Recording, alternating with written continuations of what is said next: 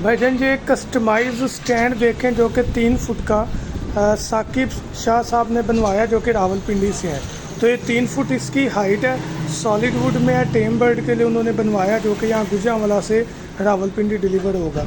आपको यहाँ से स्टेप बाय स्टेप दिखाता हूँ। ये देखिए स्विंग बड़ा प्यारा लगा हुआ है जिसे बर्ड जो है वो यूज़ कर सकता है प्ले टॉय के तौर पर। उसके बाद ये फर्स्ट जो है ना ये लेटर को यूज़ करके फर्स्ट पोर्शन में आएगा, देन परिंदा यहाँ से सेकंड पोर्शन में आ जाएगा और फिर यहाँ से थर्ड पोर्शन में परिंदा आ जाएगा। स्विंग टॉप पर मौजूद है जिसे परिंदा इंजॉय कर सकता है, प्ले कर सकता है। खाने के लिए दाने के बर्तन मौजूद हैं और सॉलिड वुड में है। 1 बाय 1 फुट की बेस है और उसके बाद 3 फुट की ये टोटल हाइट है। तो बहुत कमाल का। अगर आप भी कस्टमाइज परिंदों की एक्सेसरी या स्टैंड या झूले तैयार करवाना चाहें तो कांटेक्ट कर सकते हैं 0347 442 111 7 पर अपना ऑर्डर बुक करवा सकते हैं। Thank you so much. दुआओं में याद रखिएगा। अल्लाह हाफिज़।